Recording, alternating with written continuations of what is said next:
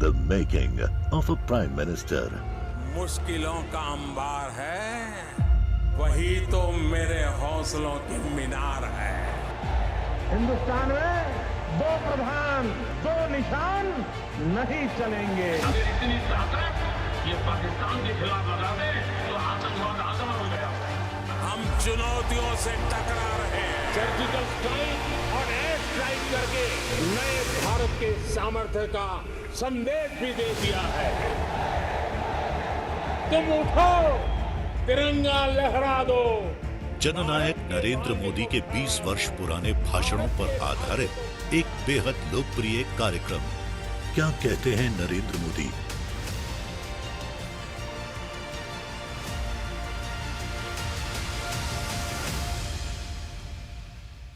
नमस्कार, मैं हूं आपके साथ पूर्णिमा मिश्रा।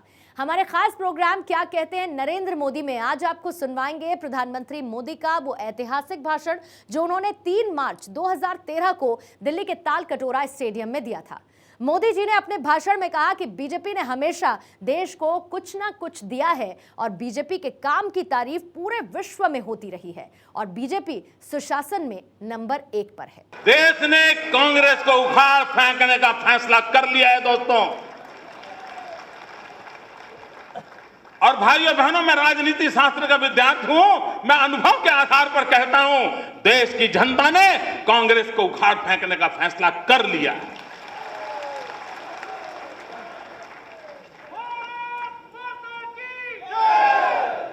हमें सिर्फ वो जगह सही लोग भरे उसकी चिंता करनी है। योग्य हाथों में ये चीज पहुंचे ताकि 60 साल देश के जो बर्बाद हो चुके हैं। भाइयों बहनों, जब अटल बिहारी वाजपेयी की सरकार थी,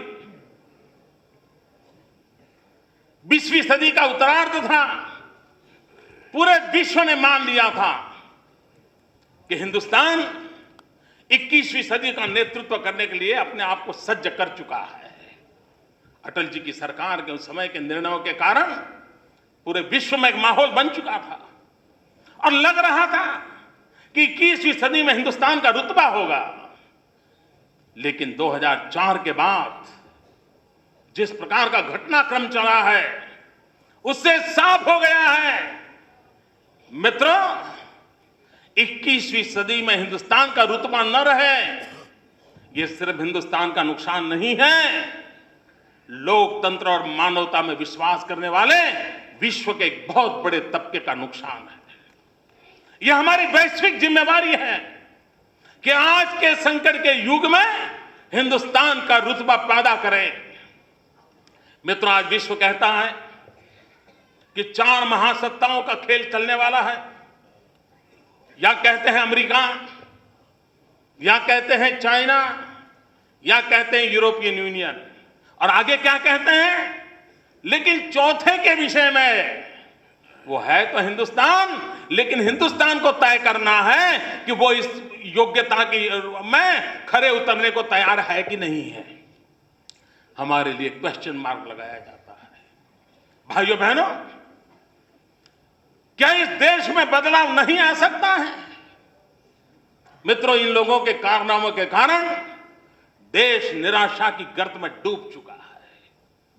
हम भारतीय जनता पार्टी के कार्यकर्ता हमारे ट्रैक रिकॉर्ड के आधार पर, चाहे रमन सिंह जी हो, चाहे मनोहर पर्रिकर जी हो, चाहे जगदीश जी हो, चाहे शिवराज जी हो, चाहे धूमल जी हो, चाहे सुंदरलाल पटवा हो, चाहे शांता कुमार हो, क्या कल्याण सिंह जी हो, या राजनाथ सिंह भी उत्तर प्रदेश के पूर्व मुख्यमंत्री हो, जब जब जहां जहां हमें सरकार चलाने का मौका मिला है, हमने देश को कुछ न कुछ दिया है।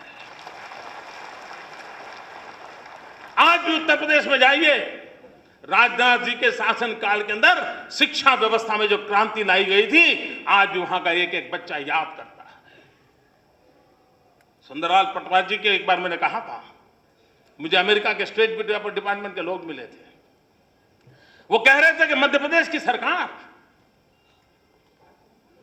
एक मॉडल रूप सरकार चल रही है। 45 साल, उस समय की बात है, 45 साल तक कांग्रेस ने जो नहीं किया, वो 45 महीने के अंदर पटवा सरकार ने करके दिखाया था। यह दुनिया भर में तारीफ हम लोगों की होती रही है, सिर्फ नरेंद्र मोदी की नहीं, सिर्फ गुजरात की नहीं, सारी भारतीय जनता पार्टी की सरकारों की हुई है, मेरे सभी मुख्यमंत्री साथियों की हुई है मित्रों। क्योंकि प्रजा के लिए कुछ करना, गुड गवर्नेंस पे बल देना, ट्रांसपेरेंसी को प्राथमिकता देना, ये हमारे इरादे रहे हैं, हमारी कोशिश रही है।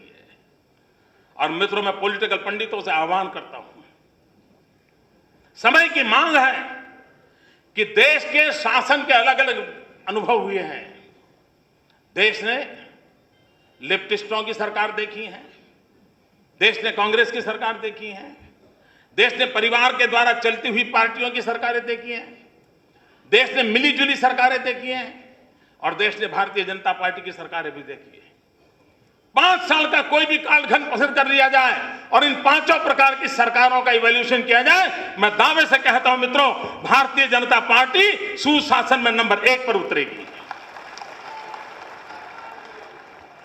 ये हमारा ट्रैक रिकॉर्ड है मित्रों। देश निराशा की गर्त में डूबा हुआ है। ये हम लोगों ने अपने ट्रैक रिकॉर्ड के आधार पर सामान्य मानव के अंदर एक आशा पैदा करने की आवश्यकता है। समाज का बहुत बड़ा वर्ग यही कहता है, छोड़ो यार, कुछ होना नहीं है, ये हमारा नसीब, हम पैदा हुए, यही भाषा है। भाइयों बहनों, मैं कुछ 2 उदाहरणों से बताना चाहता हूं, 2 उदाहरण आपके सामने रखना चाहता हूं। यही देश, यही गंगा और यमुना की नदियां, यही मेरे किसान, यही खेत खलिहान, ये सब होने के बावजूद भी 60-70 के दशक में हिंदुस्तान विदेशों से गेहूं मांगवा करके खाता था। PIL 48 ये गेहूं को लाना और गांव-गांव बांटना इस सरकार का प्रमुख काम रहता था। सभी IAS अफसरों को वीकली रिपोर्ट देना पड़ता था, कहां पहुंचे, क्या हुआ। एक लाल बहादुर शास्त्री आए, उन्होंने कहा, जय जवान जय किसान। फर्क देखिए मित्रों, एक लाल बहादुर शास्त्री आए, जय जवान जय किसान का मंत्र दिया, हिंदुस्तान का किसान उठ खड़ा हो गया और हिंदुस्तान भूखा नहीं मरेगा। हिंदुस्तान का आम आदमी विदेशी गेहूं खाने के लिए मजबूर नहीं होगा। यह संकल्प सरकार ने नहीं, मेरे देश के किसानों ने लिया, लाल बहादुर शास्त्री के आह्वान पर लिया, और देश के अन्न के भंडार भर दिए मित्रों।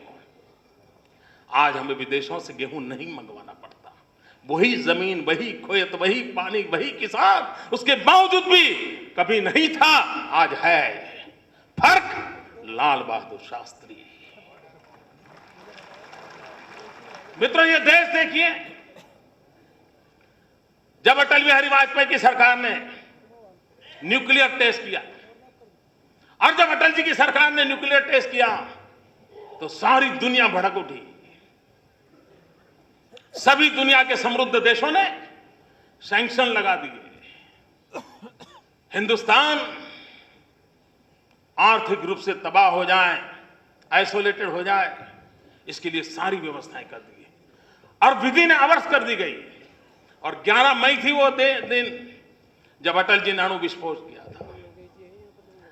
तो हमारे कांग्रेस के मित्रों ने बयान दिए थे, इसमें अटल जी की कोई कमाल नहीं है, तो वैज्ञानिकों की कमाल है।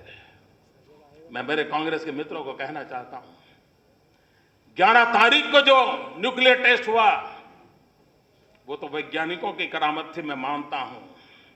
लेकिन दुनिया की नाराजगी के बाद, इकोनॉमिक सैंक्शन लगने के बाद, हर प्रकार के आर्थिक घेराबंदी करने के बाद, ये अटल बिहारी वाजपेयी के नेतृत्व में दम था कि 13 तारीख को दोबारा न्यूक्लियर टेस्ट करके दुनिया को बता दिया, हम झुकने वाले लोग नहीं। ताकत 11 वाले में जितनी है, उससे ज्यादा ताकत 2 दिन के बाद 13 तारीख को न्यूक्लियर टेस्ट किया था, उसमें थी। और वो भारतीय जनता पार्टी के चरित्र का दर्शन कराती है, वो भारतीय जनता पार्टी के सामर्थ्य का दर्शन कराती है। और मित्रों, एक नेता क्या कर सकता है, उसका उदाहरण देती है। भाइयों बहनों, सारे विश्व ने हमके आर्थिक नाकाबंदी की थी, दुनिया ने हमको आइसोलेट कर दिया था, और तब अटल बिहारी वाजपेयी ने विश्व में फैले हुए भारतीयों को आह्वान दिया था कि देश पर एक बहुत बड़ा आर्थिक संकट आया है, विश्व के बन बैठे नेताओं ने हम पर जुल्म डाला है, मेरे देशवासियों खड़े हो जाओ और आप इस बॉन्ड को खरीद करके हिंदुस्तान का फॉरेन एक्सचेंज का तिजोरी भर दो।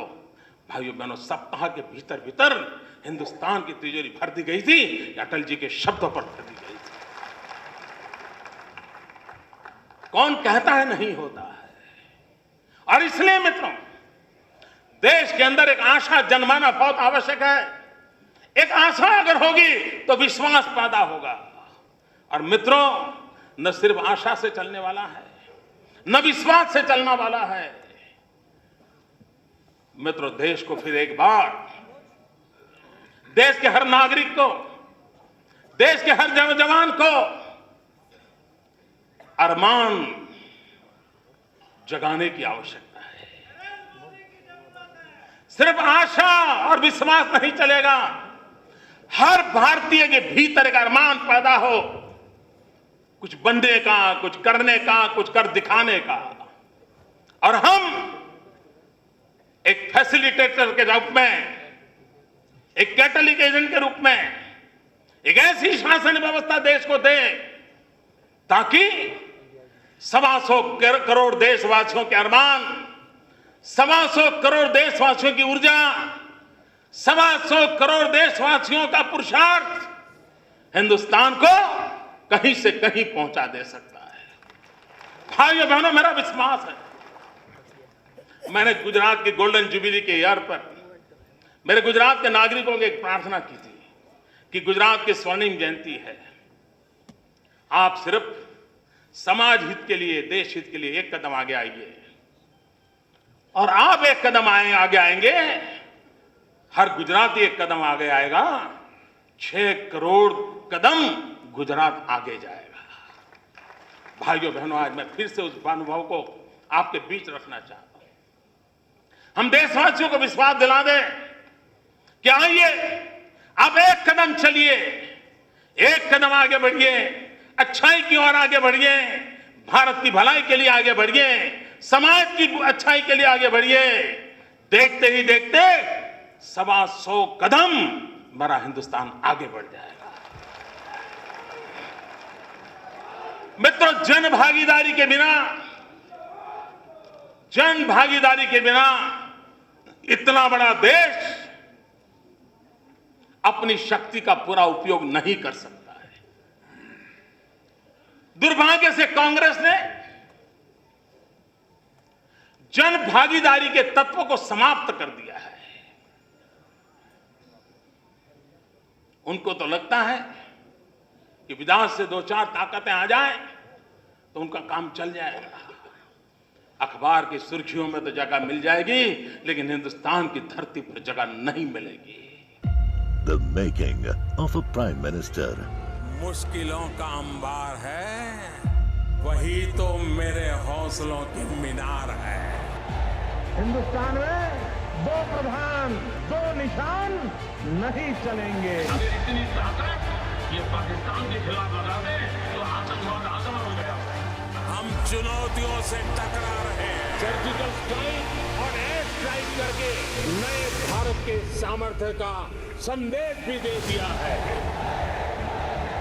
तुम उठो, तिरंगा लहरा दो। जननायक नरेंद्र मोदी के 20 वर्ष पुराने भाषणों पर आधारित एक बेहद लोकप्रिय कार्यक्रम क्या कहते हैं नरेंद्र मोदी।